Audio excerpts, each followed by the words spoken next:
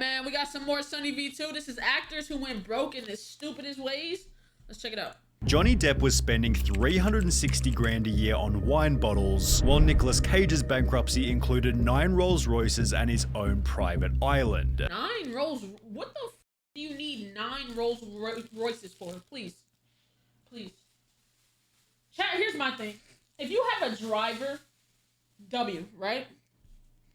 The only reason I would ever suggest, or I would ever see someone getting a Maybach or getting a Rolls Royce is if the main objective is for the person in the back seat to ride luxury. That's the main objective, because the back seats are the best part of the car. The driving is okay, the front is cool, but the best anemones are in the back seat. So if you don't have a driver to drive you everywhere, there's no point in buying a Maybach. I'm gonna be honest. Even if I had the bread, I wouldn't buy it unless I have a personal driver to drive the car and drive me everywhere. To have 9 Rolls Royces, Rolls Royce is like the same fucking thing.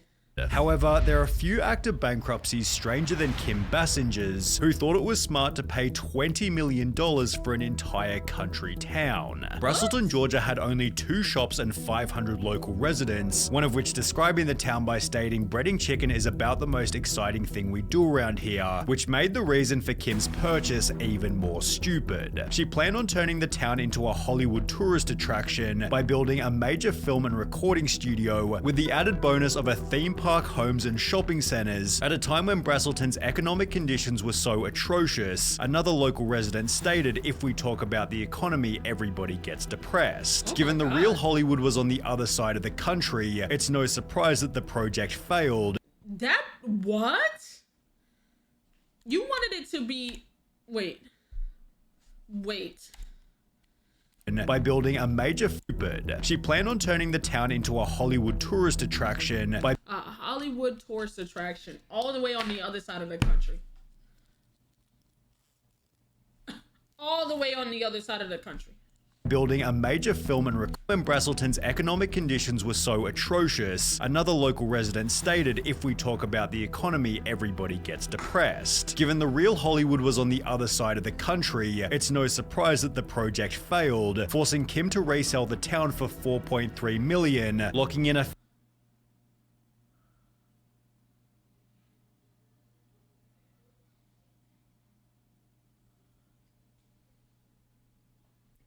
You bought it for 20 and sold it for 4.3. Now, I will say that's not as big as a loss as fucking Elon Musk did with Twitter. That nigga lost $32 billion. Fucking, he bought Twitter for 44 million. That bitch is almost worth 44 billion. That bitch is worth 12 billion today. That nigga's stupid. $30 billion loss is crazy, but he's not bankrupt. He's not broke, so it's fine. It's not fine, but he's not broke, so he won't see, you know what I'm saying? But this made you bankrupt? Oh God, I would be sick to my $15.7 million loss, and the alienation of her entire family who'd also bought into the project. The stress from the town's failure then caused Kim to pull out of a movie she was starring in, prompting the producers to successfully sue her for $8.9 million, which Kim quit. So not only did you buy a town and lost 15 million, you pulled out of a movie and got sued for 8. Couldn't pay. You had to declare bankruptcy. You made everything and then lost everything. Lost everything. Every single thing. But at least Kim Basinger still had her freedom, as Wesley Snipes' bankruptcy was so brutal, it also put him in prison. He'd earned over $50 million from a range of different roles, although despite purchasing an Aston Martin Vanquish, as well as mansions in both Florida and New Jersey, Wesley refused to lodge a single tax return over a 7-year period, and was therefore ordered to pay the IRS. Boy, listen. Pay them people! I'm so glad I got into taxes when I did. Somebody showed me what to do. I don't even know what to fully do, but I know how to file my taxes properly, at least. Now, I don't know the whole ins and outs, but I go to somebody. I make sure I get that shit done. Because if you're not doing that shit, here's the thing, chat. I'm gonna school you niggas right now. YouTube, when you get YouTube money, they don't take out taxes. You have to, when you own a business and you get money and they're not taking out the automatic taxes, IRS makes you determine how much you owe them based off how much you made and your write-offs, right? So say I bought all this, I bought 2 computers, all this, my whole setup for, you know what I'm saying, that year. So everything, say I made $50,000, right? For the full year. Say I made 50 bands for the full year. And then I bought my setup. You ready? Yeah, let me react to this video and then I'm done. I'm in the middle of reacting, my bad, bro.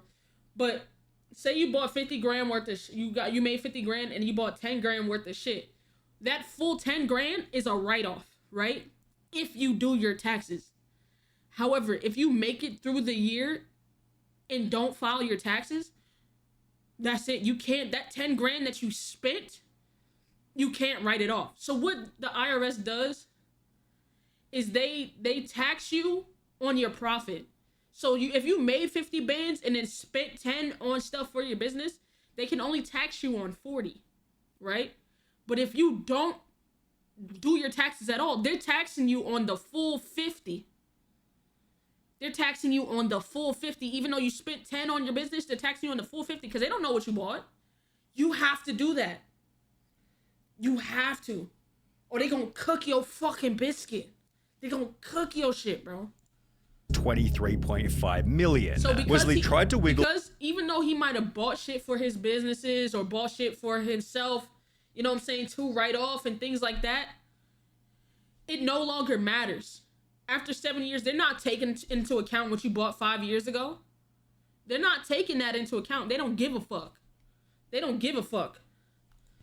His way out of paying by making the strange claim that he was a non-resident alien of the United States despite being born there. He knew he had to pay the taxes. He was just trying to find ways to avoid them. Although things got a whole lot weirder when Snipes declared he had no taxable US income, making the IRS Form 1040 absolutely the wrong form for me to file. He also claimed taxes withheld were stolen funds, whilst adding the IRS deceives people to terrorize, enslave, rape, or pillage taxpayers. Although confronting the IRS was a very stupid strategy, as Wesley was immediately charged with 6 counts of willfully failing to file federal income tax returns, for which he was given a federal prison sentence. Wesley Snipes gets 3 years behind bars. In 2018, 5 years after being released from prison, Wesley Snipes still hadn't paid $1 toward his tax bill. Oh my god. You've been out 5 years and you still ain't paid them people nothing? 23 mil. And would try to settle the $23.5 million debt by instead offering the IRS $842,000, which they understandably rejected. Wesley then tried arguing economic hardship, but the court said no to that too, instead dropping his tax bill to $9.5 from 23 million to 9 million. Pay that shit, bruh. You got off easy. Nigga, you got off easy. That's less than half. He got off easy. $5 million, which it seems he hasn't paid either. Nigga, you went to jail for 3 years. You think they joking?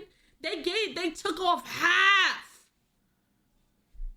Avoiding a tax bill for 15 years might almost make him a genius. However, when Heidi Montag blew through $10 million, there was zero intelligence anywhere. Reality television was the source of her wealth, appearing in The Hills, Big Brother, and I'm a Celebrity, Get Me Outta Here. Although when these types of shows completely disappeared, Heidi instead began recording music, spending $2 million on her very first album. She'd state, "I put every dollar I have into this. I've spent over $1 million, almost $2 million on this album. It's cost as much or more than a Britney Spears album because I wanted it to be that quality. The songs will make an impact in pop history." It sold only 1,000 copies. Oh, baby girl. Baby girl. Oh, I would, boy, 1,000? Only 1,000? Wow, that's it? songs. In case losing $2 million on a worthless album wasn't bad enough, she'd talk about her daily life by stating, every time we'd go out to eat, we'd order $4,000 bottles of wine. Heidi was going to the mall and dropping $20,000 to $30,000 a day? I'm gonna be honest, some people don't deserve bread. Some people don't deserve bread. Do you not understand, like, when you have more, like, I actively look and make sure I have more money coming in than going out. It's nothing but a page on your bank statements. I can look right now and see how much money came for the month of December, how much money came in, and how much I sent out. And it's never even close to the same amount. Bro, I don't even be spending half. I don't be spending half because that seems like too much. Why would if I make this amount of money, why am I spending half of that every month? I don't even want to spend half. I'm not no penny pincher, but I ain't gonna fucking go for broke either. A day. We thought we were Jay-Z and Beyonce. Yeah, you thought. Heidi's outrageous spending was justified because we heard that the planet was going to end in 2000.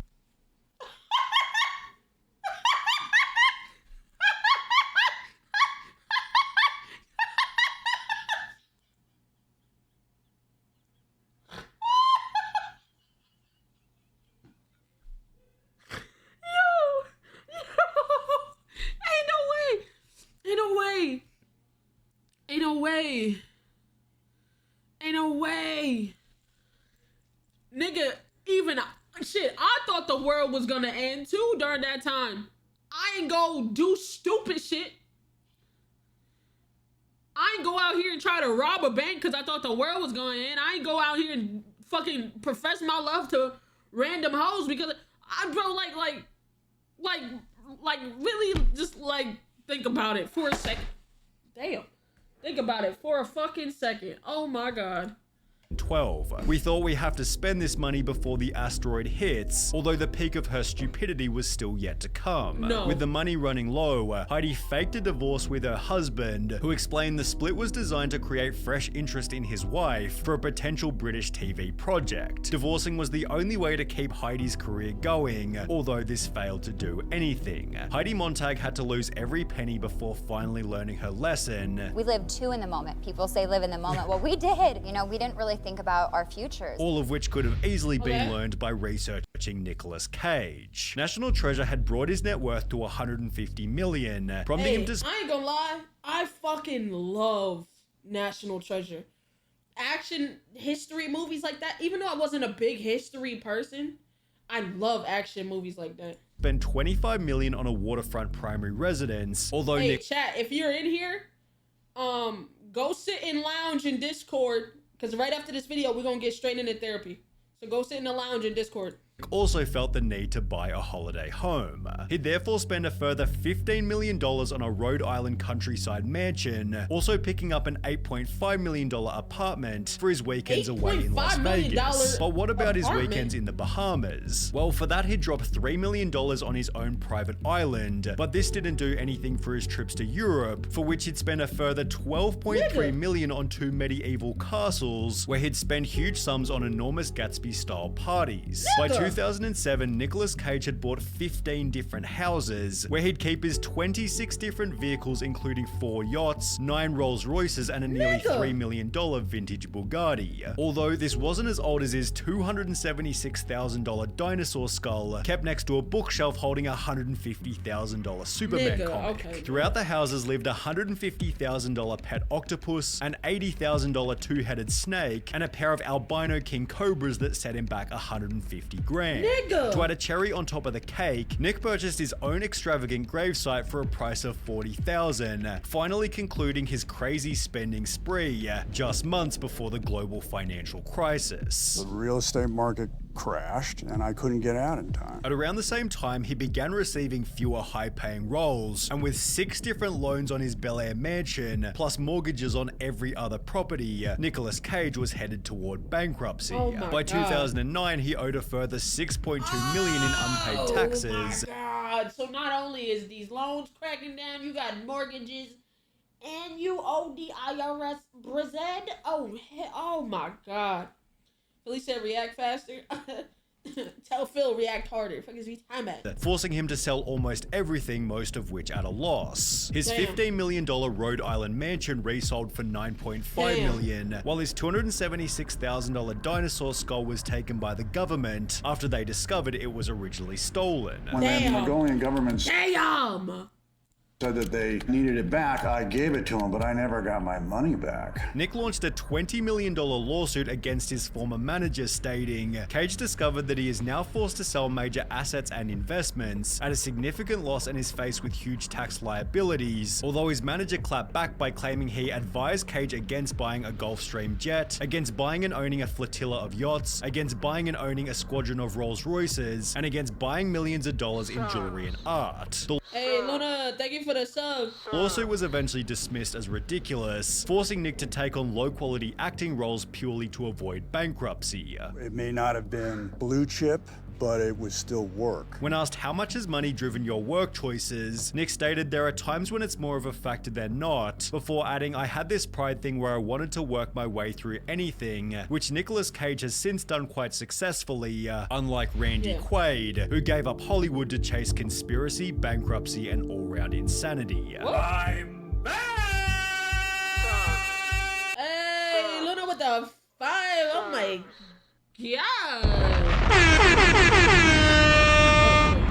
Oh shit. Thank you, Gully Pop. Appreciate you. You know what I'm saying? Thank you. I don't know why I was hitting buttons. By appearing in Independence Day, Brokeback Mountain, and every National Lampoon movie, Brokeback Mountain is crazy. Randy Quaid became a multi-millionaire. I have earned approximately $40 million throughout my career. However, despite winning a Golden Globe and being nominated for an Oscar, Randy's career came to a screeching halt halfway through 2009. Why? Well, it began after he and his wife were arrested for trying to use a fake card to pay a $10,000 hotel bill, after which both refused to appear in court. After the case eventually settled, Randy and his wife were once again arrested, this time for squatting inside a vacant house they'd previously owned. However, things only got weirder from here. Randy and his wife began to claim they were being chased by a group called Starwhackers who were trying to kill Hollywood celebrities. How many people do you know personally who have died suddenly and mysteriously in the past 5 years? While also claiming the group was somehow controlling their finances. If things keep going the way they are, and we don't do something about it to expose these people, my wife and I will be out on the street. And we'll have nothing to eat. Okay, that's how bad it is. As a solution, Randy fled to Canada, where he'd begin to upload his conspiracies to YouTube. A day of reckoning is nigh. Wake up! After which he was arrested for a third time whilst trying to sneak back into America. The Oscar-nominated actor and his wife in jail this morning after being arrested at the Canadian border in Vermont. Exactly where Randy's $40 million went isn't. Oh, they are crazy together. Crazy in love, chat. Crazy in love, chat, am I right? Entirely clear. However, Kelly Rutherford has been extremely open about how she spent her fortune on lawyers. After gaining international stardom for appearing in Gossip Girl, Kelly had 2 kids with a German man who wasn't a US citizen. The couple divorced in 2009 and began to argue about custody, with a judge ruling the kids should live with their father in Europe, as he wasn't permitted to return to America. Because he can't come into the US, the children have to be in now France? Yes. The situation was so strange and unique. That's actually fucked up. Like, I could take the kids to come see you, but why do my kids have to live across the country because he can't come back? That's his fault. That's not me. That's not on me or my kids to take them from me and put them over there because he did something to where he can't come back. You can come visit for sure.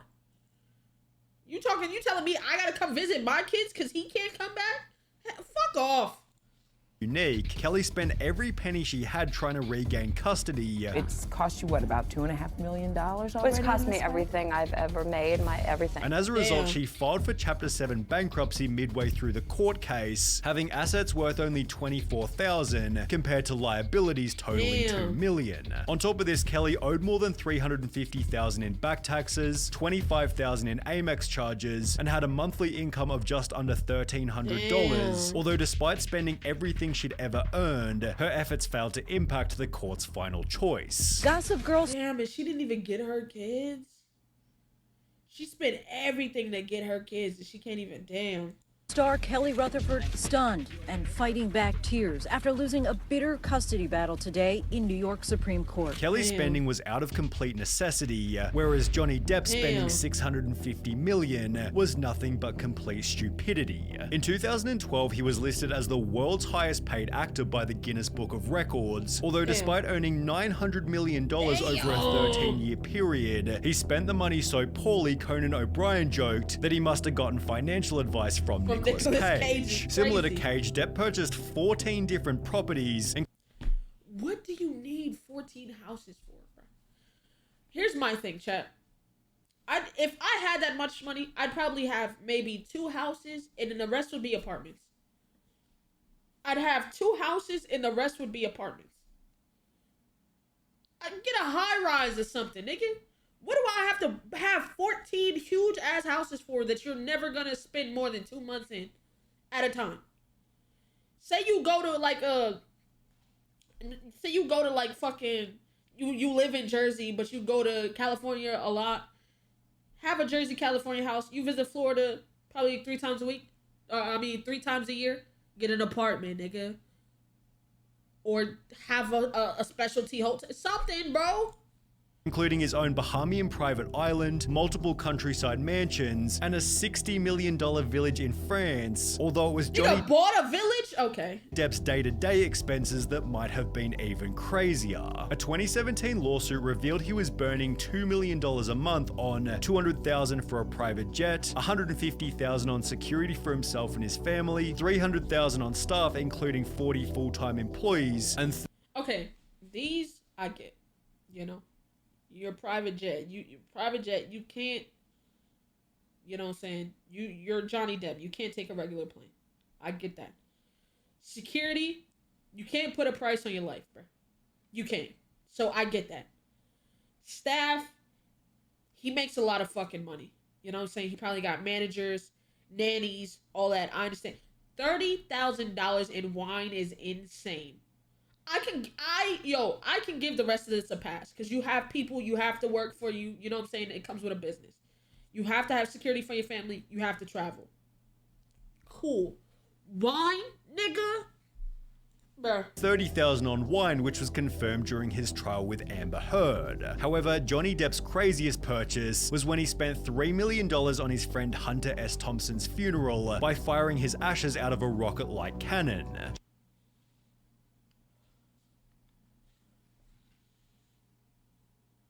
Alright, I'm done with this video.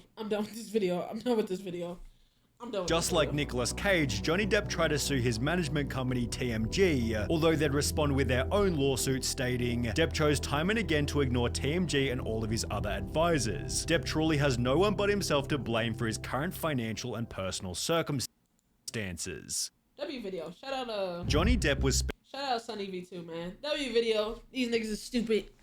Hey, you giving money to the wrong person? Give me $900 million. Let me show you how to fucking spend it.